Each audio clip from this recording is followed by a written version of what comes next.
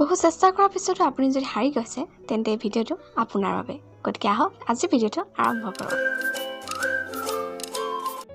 আমাৰ মানুহৰ জীৱনত হৰা জিকা প্ৰতিটো মুহূৰ্ততে আছে হয়তো কেতিয়াবা আমি জিকিব পাৰোঁ হয়তো কেতিয়াবা আমি হাৰিব পাৰোঁ কিন্তু মানুহে জিকাতকৈ হাৰি বেছি শিকে কিন্তু কেনেকৈ যদিহে আপুনি জিকিছে আপুনি বিচৰা বস্তুটো আপুনি পাইছে এই সময়কণ আপোনাৰ পৃথিৱীৰ সকলো মানুহ হেতু সময়ত আপোনাৰ লগত আছে সকলোবোৰ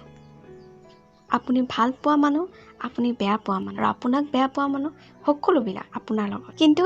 যদি আপুনি হাৰিছে তেন্তে আপুনি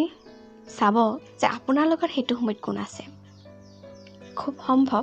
আপোনাৰ লগত হয়তো আপোনাৰ পৰিয়ালবৰ্গ থাকিব পাৰে কিন্তু কেতিয়াবা আমাৰ জীৱনত এনেকুৱা আহে পৰিৱেশ এনেকুৱা এটা সিচুৱেশ্যন আহে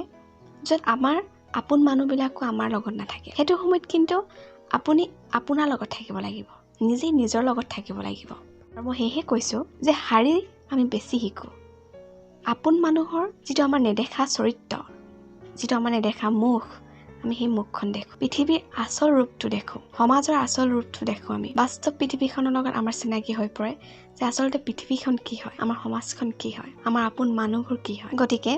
আপুনি জিকি যিমান শিকিব হাৰি তাতকৈ বহুত বেছি শিকিব হাৰি যোৱাৰ পিছত আমি বুজি পাওঁ যে আমাৰ নিজৰ মাজত থকা এবিলিটি